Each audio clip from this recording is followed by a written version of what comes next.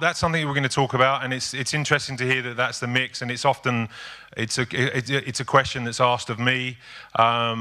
Most often or not, I will work with a distributor or a sales agent to produce the materials. But we'll look at all of this as we explore the different areas.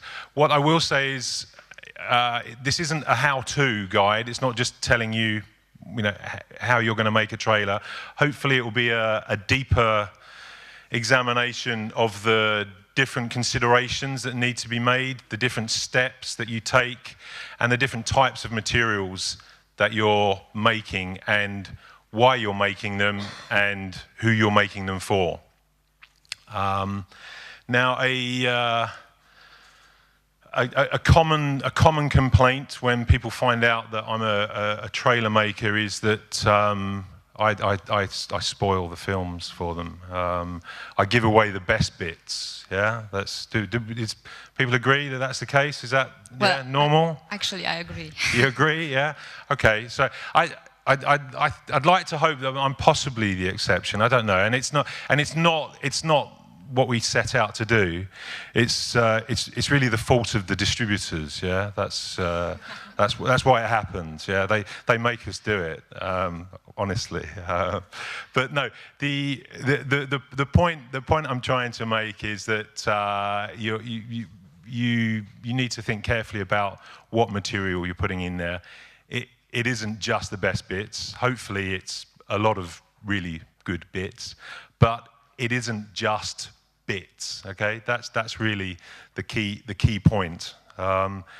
So whenever I talk about trailers, I like to use this phrase and hopefully help you understand how it happens. And that's they're not just cut, and people understand it as an editing process of sticking various parts together, but they really are a far more creative, carefully considered assembly of lots of different elements.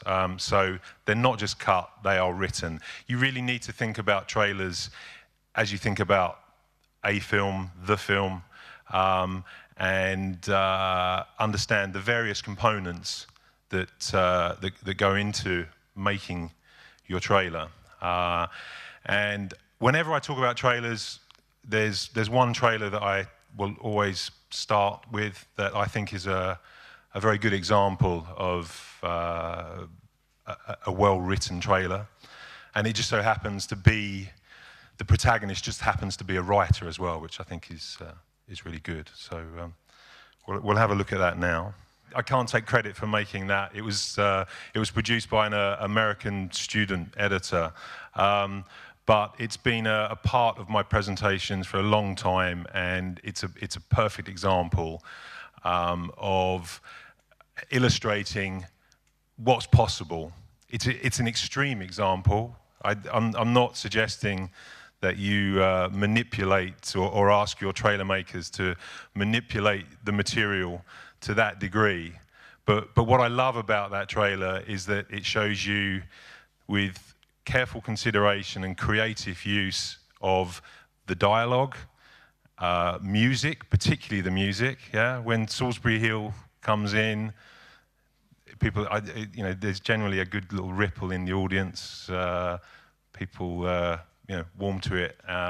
It shows you the power of music. I'll talk about music in more detail throughout the presentation. It shows you the use of voiceover. I know voiceover is a problem for European audiences. It's seen to be an American device. As a trailer maker, it's a fantastic tool to add extra information to help with the storytelling. Trailers go through various fashions, and I personally think that voiceover, as helpful as it is, has probably fallen out of fashion more recently, and that even goes for the American trailers. If you have a look at the average American trailer now, I think you'll probably struggle to find a voiceover in there. As I say, it goes through fashions, but the other opportunity, if you weren't using a voiceover, would be caption cards, narrative cards, giving information about the story. So it's about finding all of those elements and combining them in a way to tell a story that engages your audience. That's really the key. You want whoever's seen your trailer to come away, be excited about it, and start to talk about it. So it's about narrative engagement. I've got a list of what I call the rules of engagement. I'm not going to go over them in too much detail. You should have received this handout in your bags yesterday. Plenty of information in there, looking at these in more detail and explaining exactly what they mean. You don't unless you haven't got the notes, don't feel you need to write them down. Hopefully, if you don't have it, you can ask the guys and they'll be able to supply you with another copy. But essentially, what this all means is it's about finding a story. Yeah, that's what we're as human beings, and particularly those working within the film industry, producing films. We're hungry for story. It's what we all engage with. It happened on a couple of occasions yesterday during the pitching process. I think it was two of the pitches. You had some of the first questions being asked were, but what's the story? Yeah, that's what we want to know. So that's what you're looking to try and achieve with your trailer: narrative engagement, and with engagement, hopefully comes success. Don't forget that. I say it's a marketing tool. We're trying to sell tickets. Yeah, that is the bottom line. I know it may not be to everyone's taste that their carefully crafted baby is going out into the world to be sold, but you know that's hopefully a reality for most people. I know Christina said that the festival circuit offers some rewards now, financial, some revenue can be generated in that way, but that also means that your film has to succeed within the festivals as well, has to win a prize. And I think the same thing applies. People need to engage with the story and decide that you're the winner. So that's really what it comes down to. And hopefully what we're going to talk about and what the examples we'll look at, we'll be able to see how that's possible. But what I'm going to do now is take you through the various steps that I go through and the various types of sales promos, trailers, teaser trailers. We're going to look at some documentary trailers as well, and then we're going to finish with a case study. So to begin with, we'll have a look at sales promos and rip reels. I just wanted to make a distinction here with the language that I'm used to using, and that therefore applies, in my experience, with the producers that I work with, sales agents, the distributors, etc. Lena was using the term trailer yesterday for all materials. I personally understand a trailer to be a finished, polished product for public consumption. That's really important as far as I'm concerned, because if you're putting something out there that isn't finished, I think regardless of whether you're talking to industry or to the public, if it isn't as polished as it can be, people will always make a judgment on that. And I know she said you can explain what it is, etc. But for me, it's easier to refer to the different materials with different names. So in the documentary world, it's not something that I've have a great deal of experience with, but a good friend of mine has made TV documentaries for a number of years now, and some time ago I made what we refer to as taster reels, which was research material that was put together and that was taken to a commissioning editor, but it was never referred to as a trailer. So I don't know, use the language that you're comfortable with, but I'm just saying that's what I'm used to talking about. So here we have sales promos and rip reels. Anyone heard of a rip reel? Is that a new phrase for everyone? Yeah? It's something that's relatively new in my experience as well. Certainly the term, and I'll explain what it means. It's basically a trailer that's being assembled from pre-existing material that's out there in the world, lots of different films. So rip refers to ripping shots from DVDs, yeah, of existing films. And what you're looking to do is to create the idea, the vision that you have using everyone else's material, because you haven't gone out and shot anything. Maybe you want to do a little bit, but I've been making a few of these more recently. I did my first one for a film called Centurion, which was like a Roman sort of epic made by a guy called Neil Marshall, an English director.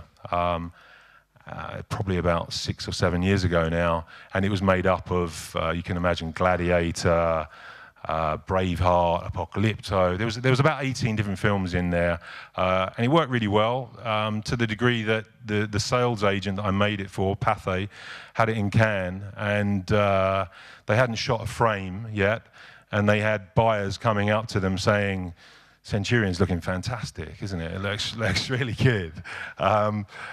I should counter that with the reaction to the director, who looked at it and went, "Shit, I have to recreate that now." So you might want to be careful, but it's an interesting process. It's the two that I've done most recently have been used to pitch an idea, and they've been made for a producer, an English producer, who has asked for them to help him consolidate everyone's thoughts about it. He said the problem is someone might have a meeting with someone, the director might be talking to someone, the producer might be talking to someone, the writer might be talking to someone, and suddenly the story mutates and it becomes this thing. So he was very keen to have something that he could use to help consolidate the idea. Yes? Sorry, could you please wait for the microphone? How do you deal with the copyright for the bits? You don't. Okay. Yeah. Cool. It's not for public consumption, so it doesn't go on a website, yeah, unless you're feeling brave. That's the important thing as far as promos are concerned. This is business to business, yeah. It's not for public consumption. It doesn't exist. It's for your own purpose, your private use. The reality is that these things are all over the internet anyway, yeah, by fanboys making their own stuff, things like that. But the important thing as far as promos is concerned, it's a business tool. It also applies to music as well. It's an unwritten rule. It's not legal. You shouldn't do it. But we use music from everywhere, yeah? So you're just trying to do as much as you can to help sell it. So enough talking about rip reels. Let's have a look at one. The idea is it makes it look like a finished thing. Try not to sort of put things in there that are too recognizable. That's made up of tons of stuff from all over the internet. The story is there's a black car on the road trying to kill people. It's done from GoPros, sort of found footage, all this kind of stuff. So we basically trawled the internet, putting in lots of little searches, black car, death,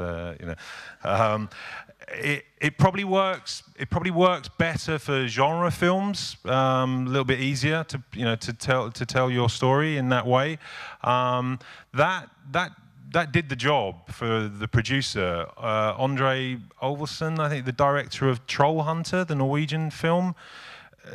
Somehow it came to his attention and he liked the idea, and they're now having a conversation. And as far as the producer's concerned, that saved him a couple of years' work of trying to go from door to door and explain this thing.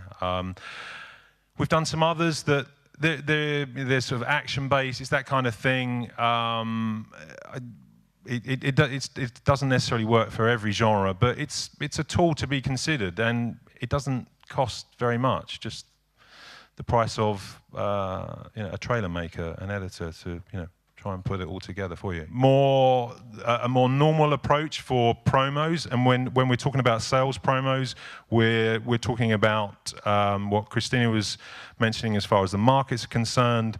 Sales agents presenting your not necessarily finished film. It might be in production. I've made sales promos where the film has been a week into shooting, halfway through, it's just finished, there's a first assembly, there's different stages, or it might be completed. But as far as sales promos are concerned, it's business to business, normally made for a sales agent and presented within a market.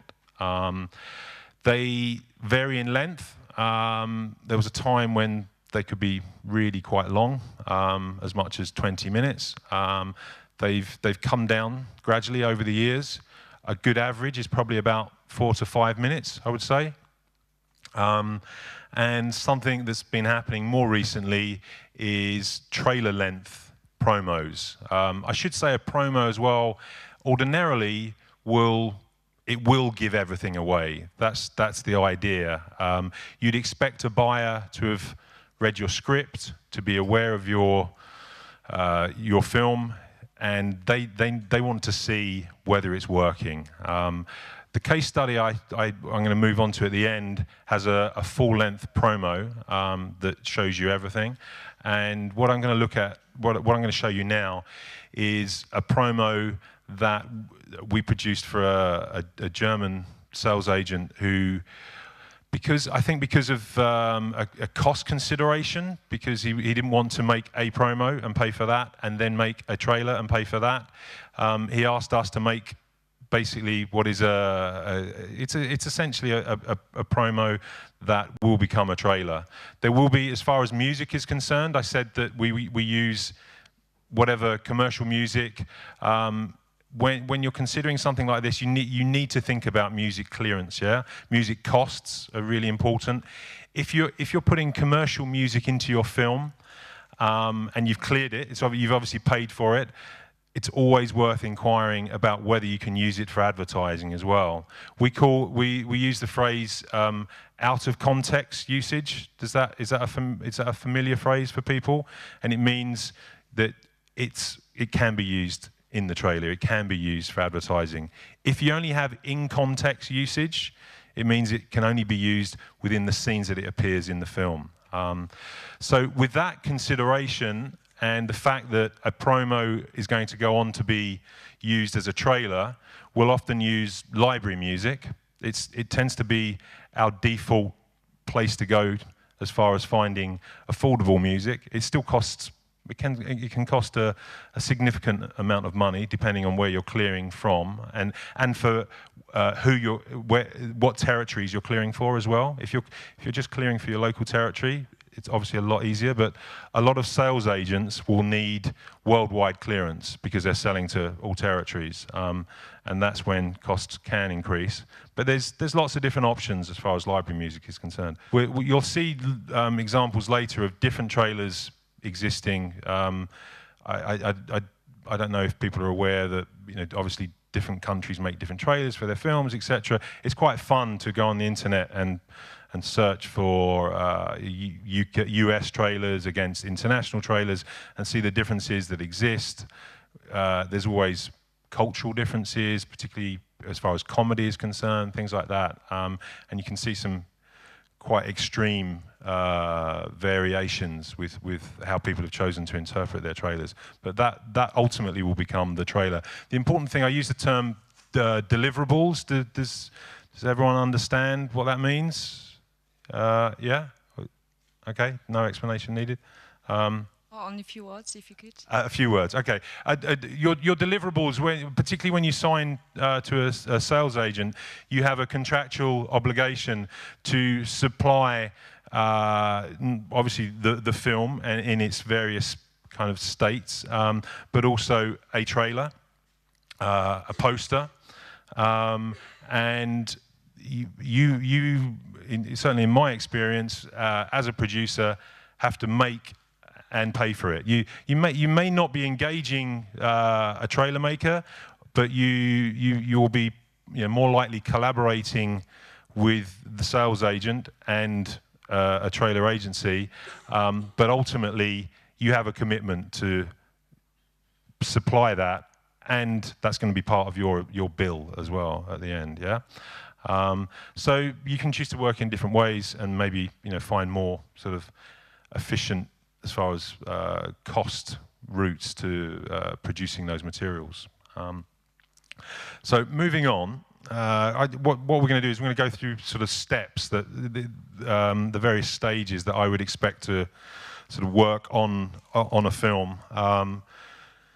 We're going to have a quick look at teaser trailers. I really like teaser trailers. I'd gladly only ever make teaser trailers, but in terms of how effective they are, I think there's quite there's quite a sort of a serious debate that you can have about that, and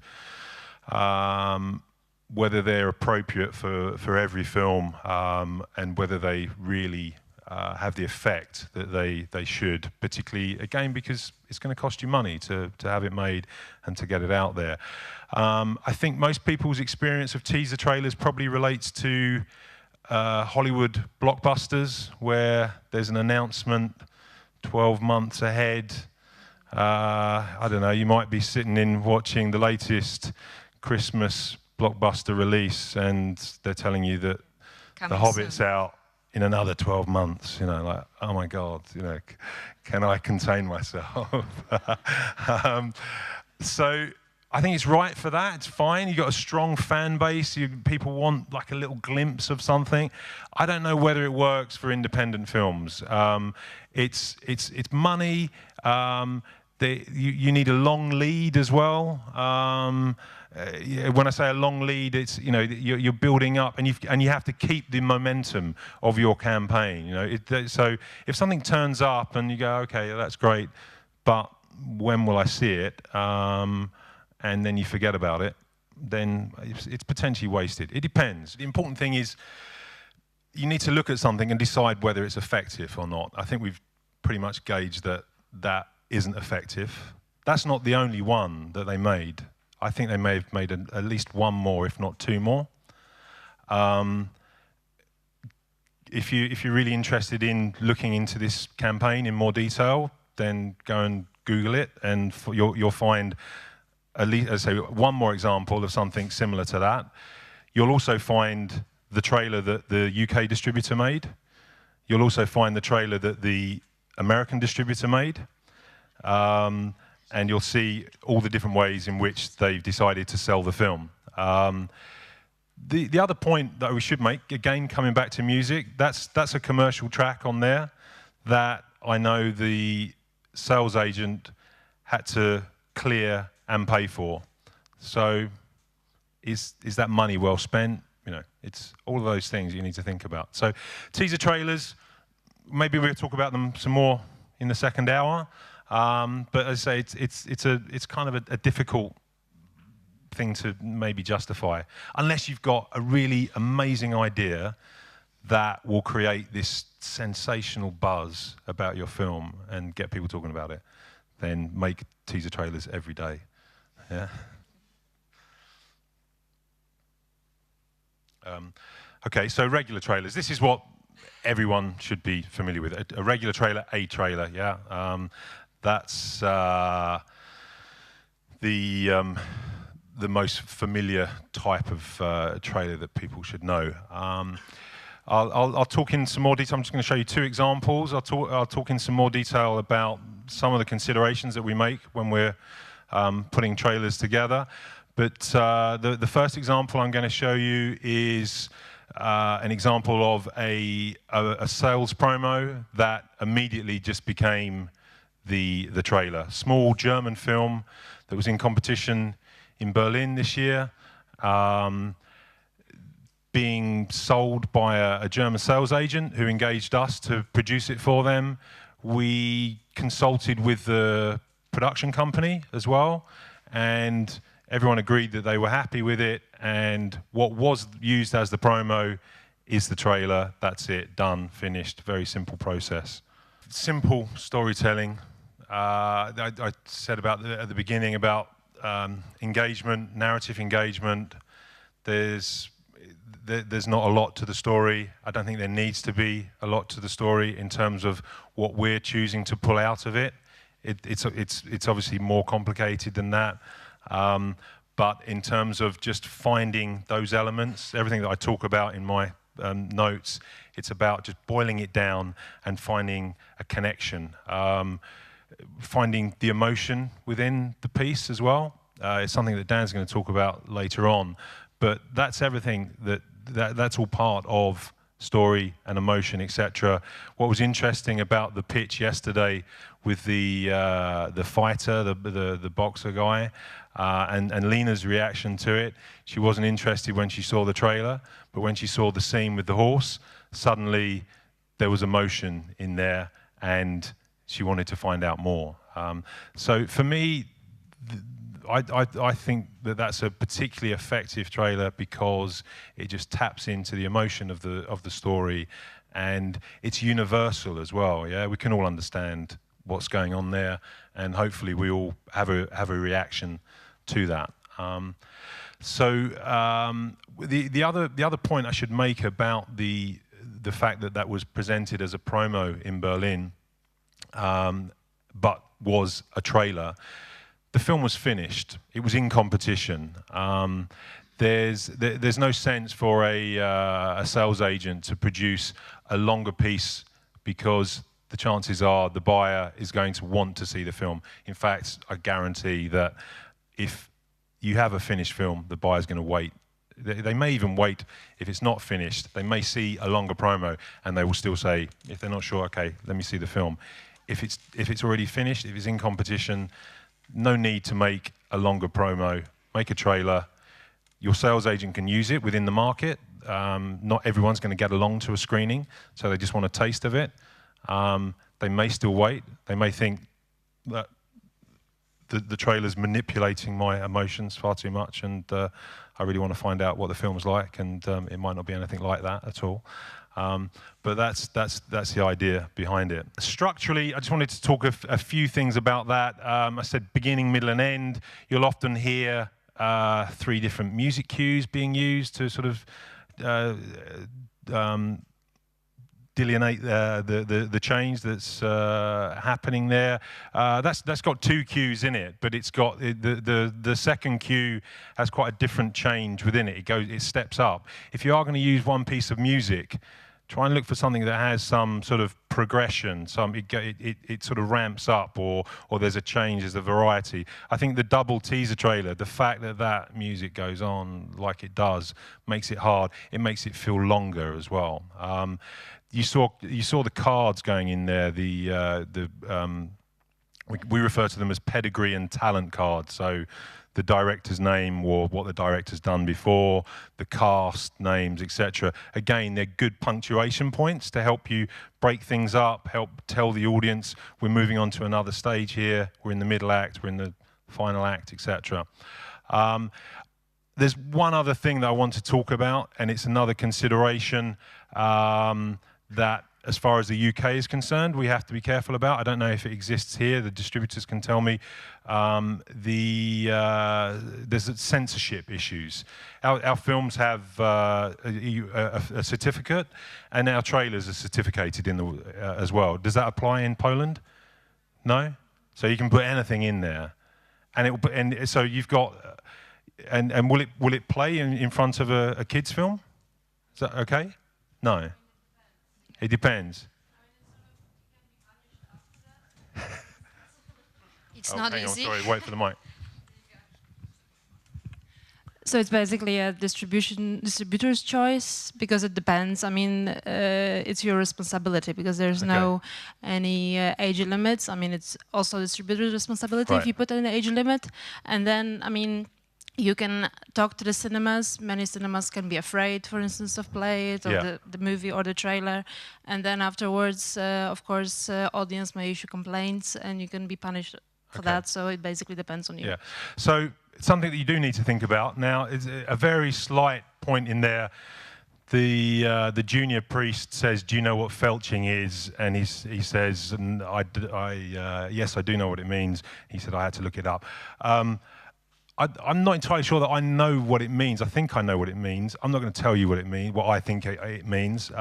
You can go and find that out if you really want to know, but don't. But that caused a censorship issue. So that trailer went out online. They were happy for that to go online. There was a person in E1 who had to speak to the BBFC and said, if we used the word felching in our trailer, what certificate will we get? It was obviously a very interesting conversation. All of the censor conversations are always interesting when it involves strange words. They pulled it out because it would have got a 15 certificate. They wanted a 12. So there's a slightly different one that exists on that. The sales agent, when we were making the promo, sorry, go on. The film's a 15, but they would have wanted a.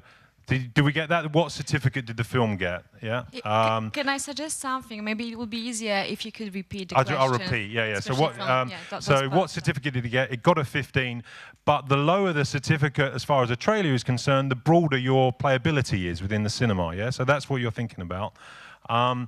The sales agent, when we were making the promo last year, they had an issue as well because their sales team didn't want to have the conversation about what you're with foreign buyers, yeah, and you're having to explain strange words.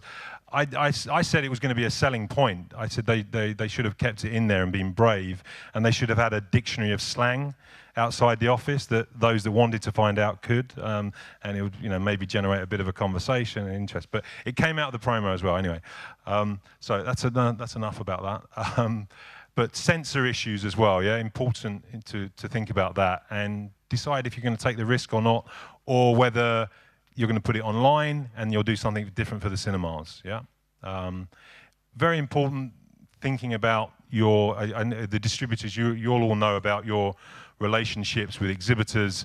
You want your exhibitors to like your trailers. Your exhibitors need to be convinced that your trailer is going to sell tickets, because they just need to get people in to buy popcorn and things like that. Yeah, that's all they're worried about. So we're going to have a look at some documentary trailers. 2 trailers for the same film.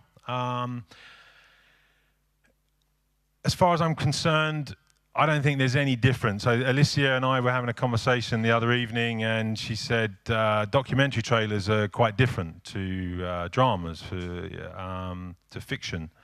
And I said, no, I don't think so. As far as I'm concerned, exactly the same considerations should be taken into account as far as the story and as far as getting an audience to engage with it. And if you're intending for your film, for your documentary to play in the cinema, if it's a theatrical release, I know there's going to be differences between a TV commission, and it's done, it's paid for, it's playing in a TV station. But if you're hoping for it to play in a cinema, a theatrical experience, then I think your audience needs to engage in the same way. So this is for the film Searching for Sugar Man. Hopefully that's a good illustration of how documentaries should be treated, in my opinion, in terms of making them dramatic, finding the story within there and selling it as a theatrical proposition. You can see the differences that existed there. The first approach was very much sort of dark mystery and trying to hold back on what was going on and where it was leading to.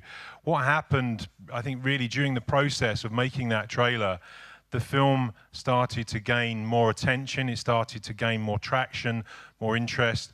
The press quotes were coming back, people were really getting excited about it. We obviously will know that it went on to win the Oscar. And there was always a constant sort of conversation going on with the distributor about what do we do with this, how much do we show? And ultimately, in terms of the audience reactions that they were getting from the festivals and things like that, it was a feel-good film. People were very positive about that, and they didn't want to risk not putting that into the film. So that's how things changed. It's a fairly subtle difference. It's still the second trailer, the final trailer it's still a mystery, but it's a lot more positive, a lot more uplifting. There was a concern about whether people should know he existed, he was alive or dead, etc. The big issue, as far as that was concerned, was he was part of the promotion campaign as well. So people were going to find out pretty quickly, what happened with the story. It was quite a unique one, but I think a good example of how you can adapt documentary and also how you can tell different stories with a single film, and how you can just make slight adjustments. You saw a lot of the same material, you heard a lot of the same dialogue in there, and it was just changed slightly. What I will quickly talk about is the duration of that, because just sat there watching it, that's pretty long, that second one. It's about 2 minutes 23 seconds, I think. Which I'd say is exceptional for us. We'd normally make a 2-minute trailer. The US will always make 2.5-minute trailers. Pretty much every trailer that you'll watch from America will be that long. I think there's a cultural difference. I think Americans are quite happy, or they want to see what they're paying for, and they're quite happy to see that massive explosion in the trailer and then go back and get excited about when it's going to happen in the film. For me, I think 2 minutes is your sort of ideal length. A little bit shorter maybe, but around about then. Another 2.5 minutes and a whole other sort of 30 seconds, 25%, it's just too much. You kind of end up with like this fourth act or whatever. That just got long because the distributor kept on saying, we like that bit, we like that bit, like that bit, quick, put that in, put that in. So it kind of grew and grew, and it's probably a little bit too long.